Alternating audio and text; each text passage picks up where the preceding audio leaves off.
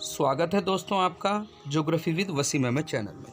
मैं आपका दोस्त वसीम अहमद आपके लिए एक और इम्पोर्टेंट वीडियो जिसमें आज हम ज्योग्राफी भूगोल के अंतर्गत राजनीतिक भूगोलवेत्ता पॉलिटिकल ज्योग्राफर का अध्ययन करेंगे। उनसे संबंधित हम ओनली फैक्टों का अध्ययन करेंगे जो कि NTA UGC NET TGT PGT grade first second higher education geography से संबंधित एग्जामों के लिए बहुत इंपॉर्टेंट है।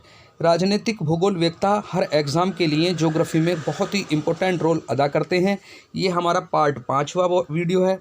इससे पहले हमने 4 वीडियो बनाए हैं, आप डिस्क्रिप्शन में लिंक है, वहाँ जाकर उनको देख सकते हैं। तो इस वीडियो में आज हम अध्ययन करने जा रहे हैं रेडजेल, जेलेन, मैकेंडियर, स्पाइकमैन, हार्डसन, स्कॉई, कोहेन, हाउसहोफर, सिगफ्रीड, पन्नीमर व डिक्सन आदि राजनीतिक भूगोलवेत्ताओं का और इनसे संबंधित ऑनलाइन फैक्ट होगा।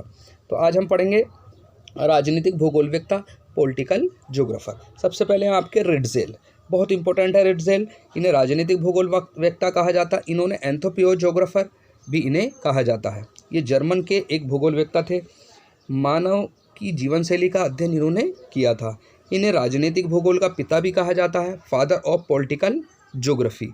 इन्होंने सर्वप्रथम लेबेंसराम या शरण स्थल शब्द का प्रयोग किया था, आपको ये ध्यान रखना। इनकी पुस्तक थी एक पॉलिटिकल ज्योग्राफी, 1987 में राजनीतिक भूगोल प्रकाशित हुई थी। इस पुस्तक में इन्होंने राजनीतिक भूगोल का प्रथम क्रमवत वर्णन प्रस्तुत किया था।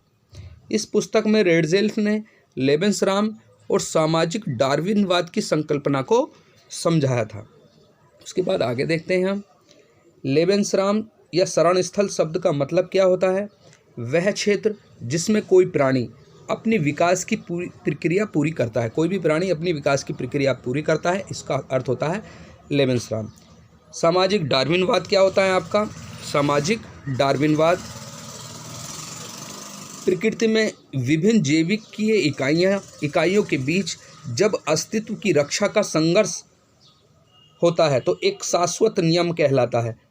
वही शाश्वत नियम जो प्रकृति में जैविक इकाइयों के बीच अस्तित्व की रक्षा का संघर्ष या एक शाश्वत नियम है, वही सामाजिक डार्विनवाद कहा जाता है।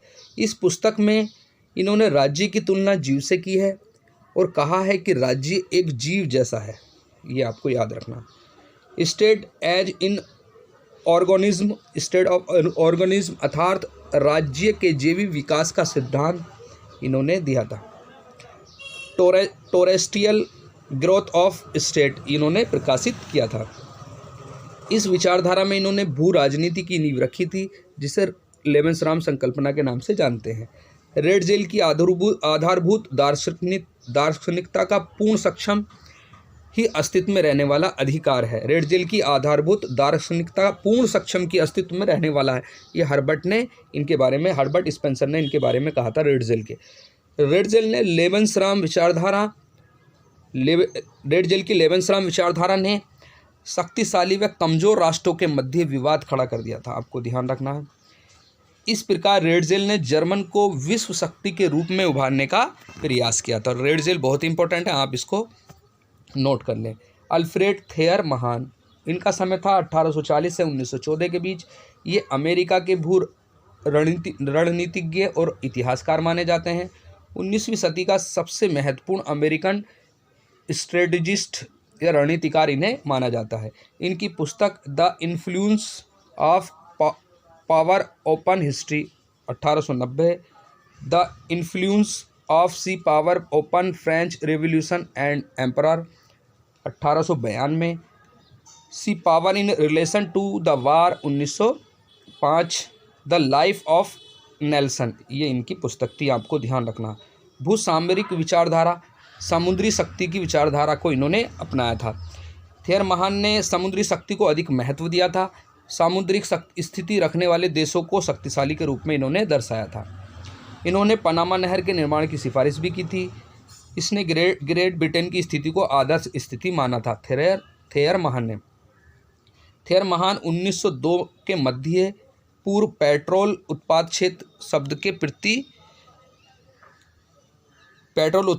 शब्द को ख्याति दिलाई थी इन्होंने, थेयर महान ने। ये आपको ध्यान रखना। फिर एक और इम्पोर्टेंट है आपके रुडोल्फ जेलेन। यहाँ से हर बार हर एग्ज़ाम के अंतर नेट में प्रश्न पूछा जाता है। 1864 से 1922 के बीच ये स्वीडिश राजनीतिक वैज्ञानिक थे, रणनीतिज्ञ थे। इंट्रोडक्शन टू स्वीडिश ज्योग्राफी 1900 में इन्होंने प्रकाशित की। इन्होंने सर्वप्रथम भू राजनीति जियोपॉलिटिक्स शब्द का प्रयोग किया था। यह भूगोलवेत्ता रेडजेल के विचारों से प्रभावित थे। जेलेन ये रेडजेल के शिष्य भी थे। इन्होंने रेडजेल के जेवी के विकास सिद्धांत को आगे विख्यात किया था। भू राजनीति शब्द का प्रयोग इन्होंने किया था। इन्होंने बताया कि समुद्री शक्ति का अंत होकर वास्तविक शक्ति स्थल राष्ट्रों के हाथ में होगी।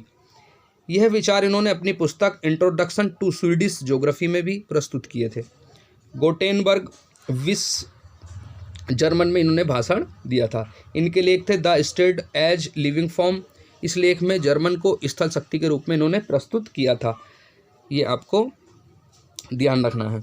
जियोपॉलिटिक्स, इन्होंने बहुत सारे शब्दों का प्रयोग किया था, जैसे जियोपॉलिटिक्स, इसका मतलब होता है राज्य का भौगोलिक विश्लेषण। जियोपॉलिटिक्स शब्द का प्रयोग जेलेन ने किया था, ये आपको ध्यान रखना है। आगे देखते हैं हम। ये शुरू 3 पॉइंट इसमें आपको लिखने नहीं है, ये पिछली स्लाइड के यहाँ पर आ गए हैं। इसके बाद जियोपॉलिटिक्स के बाद है आपका क्रोटोपॉलिटिक्स, राज्य की शासन व्यवस्था का विश्लेषण इन्होंने दिया था। डेमोपॉलिटिक्स, राज्य की जनसंख्या का विश्लेषण। टोक्योपॉलिटिक्स, राज्य की अर्थव्यवस्था का विश्लेषण। सोशियोपॉलिटिक्स, राज्य के समाज का विश्लेषण। तो इन्होंने बहुत सारे शब्दों का प्रयोग किया। जियोपॉलिटिक्स, क्रोटोपॉलिटिक्स, डेमोपॉलिटिक्स या टोक्योपॉलिटिक्स या सोशियोपॉलिटिक्स। इस राज्य के आगे चलकर कार्ल हाउसहोफर जो थे, उन्होंने जेलेन के कई विचारों को अपनाया और भू राजनीति की विचारधारा का इन्होंने प्रतिपादन किया था।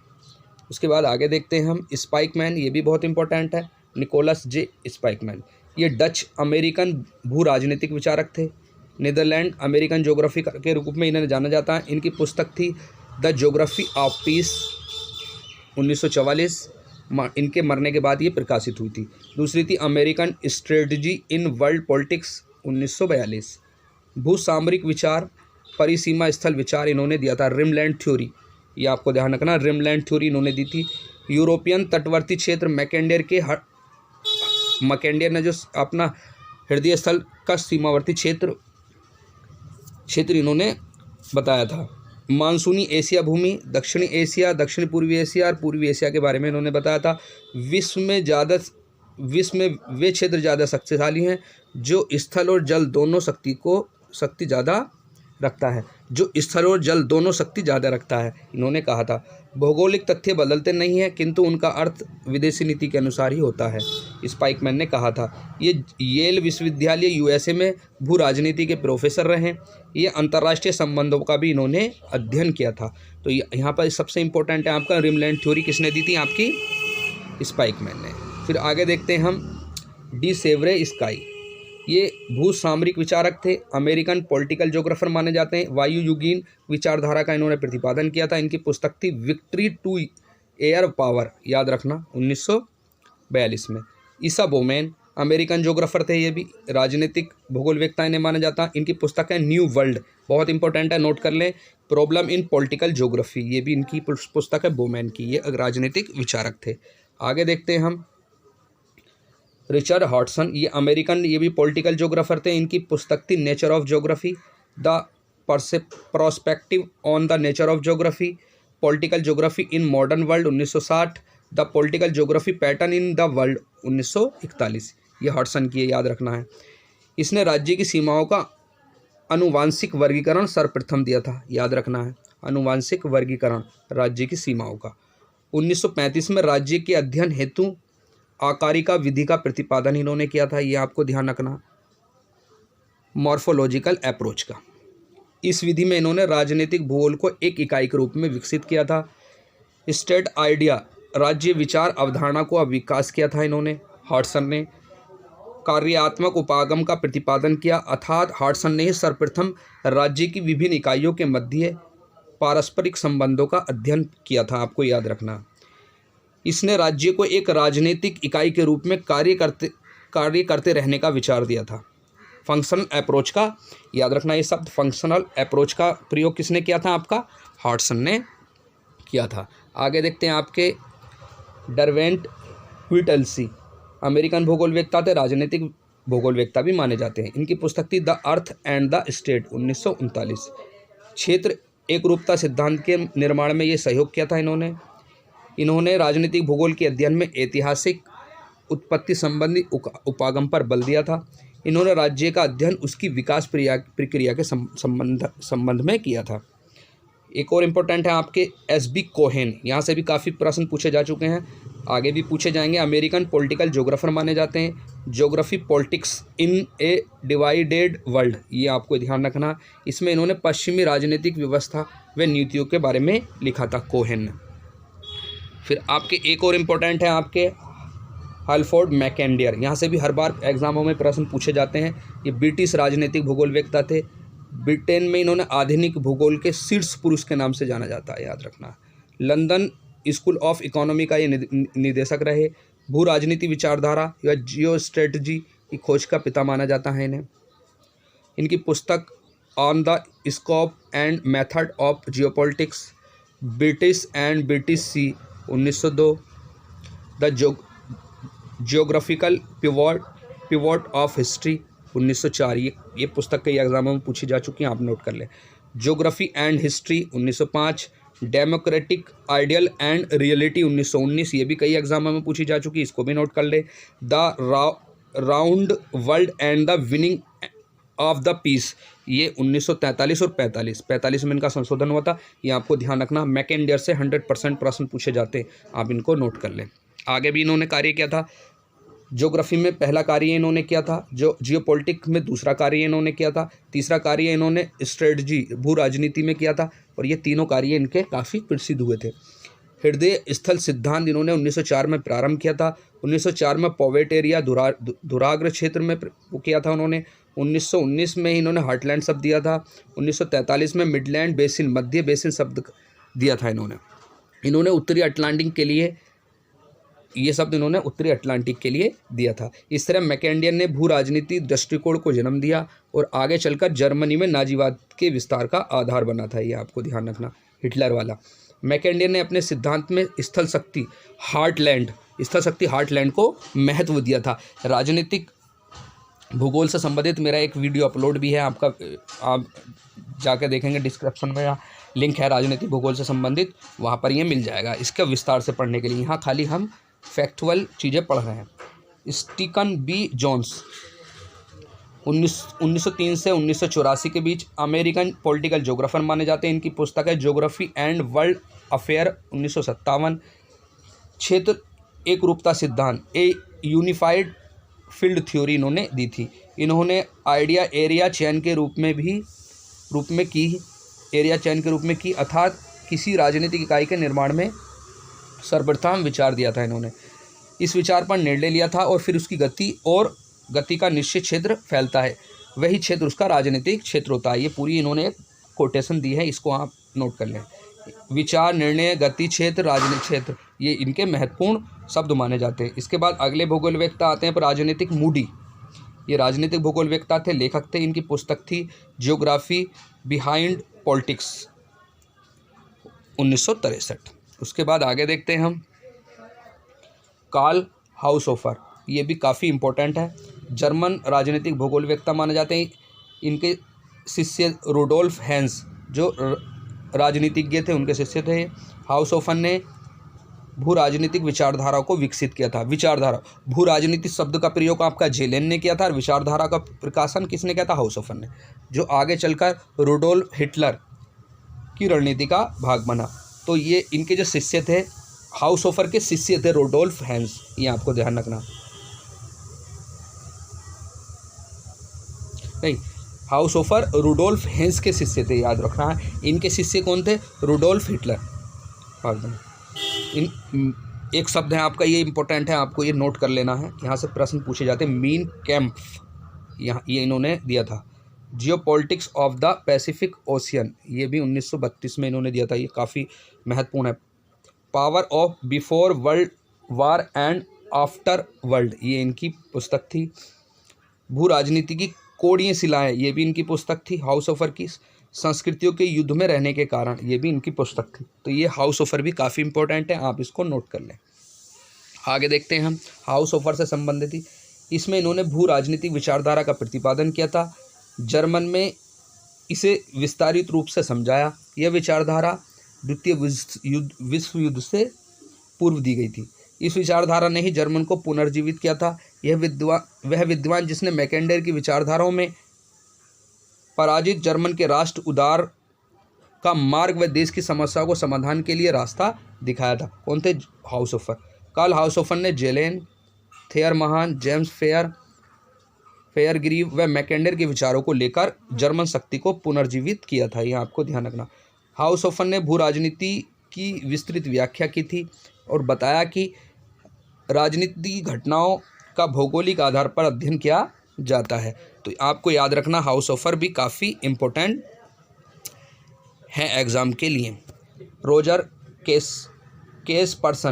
केसपर्सन ये राजनीतिक भूगोलवेत्ता व लेखक थे। इनकी पुस्तक थी सिस्टमैटिक पॉलिटिकल ज्योग्राफी, राजनीतिक भूगोल का क्रमबद्ध अध्ययन। पोंडस आपके राजनीतिक भूगोलवेत्ता व लेखक थे, अमेरिकन ज्योग्राफर थे। इनकी पुस्तक political geography 1963, historical geography on Europe 1989, hearth and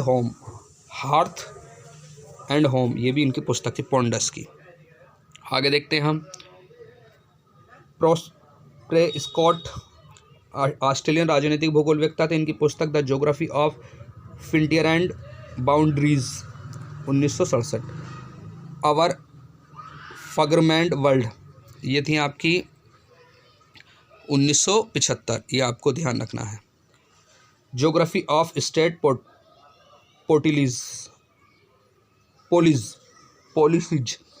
policies the function and methods of electoral geography. इन्होंने राजनीतिक भूगोल में निर्वाचनों का अध्ययन प्रारंभ किया था। इन्हें निर्वाचन भूगोलवेत्ता के नाम से जाना जाता है। ये आपको ध्यान रखना है। फिर अगले राजनीतिक भूगोलवेत्ता आपके जेम्स फेयरग्रीव। ये ब्रिटिश ज्योग्राफर व पॉलिटिशियन माने जाते हैं। इनकी पुस्तक geography and world power, geography in school. Fairgrieve में वर्ल्ड पावर है, इसलिए वह ज्योग्राफी स्कूल में प्रथम आया और सभी पर दबाव बनाया। ये आपको ध्यान रखना है। फेयरग्रीव ने जर्मन की स्थिति को प्रभावित किया था। इसमें इन्होंने भू सामरिक विचार प्रस्तुत किया था।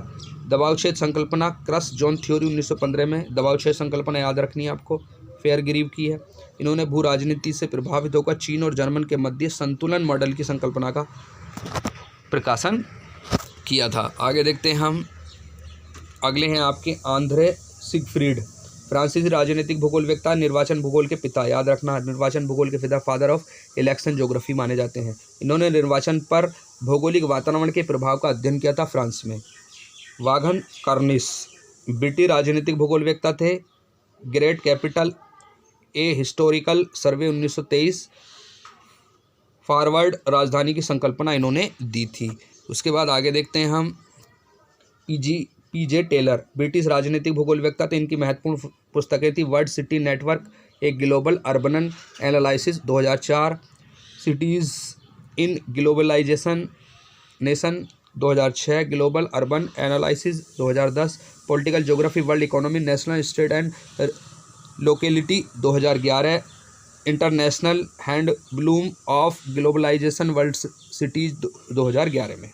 फिर थे आपके कॉक्स, ये ब्रिटिश अमेरिकन राजनीतिक भूगोलवेत्ता थे। इनकी पुस्तक थी location and public problems in introduction to political geography 1973। ये आप नोट कर लेना। उसके बाद आगे देखते हैं हम, डरेक ग्रेगरी, ये ब्रिटिश राजनीतिक भूगोलवेत्ता थे। इन्होंने राजनीतिक भूगोल व सांस्कृतिक और इतिहास में कार्य किया था। इनकी पुस्तक ज्योग्राफिकल इमेजेनेंस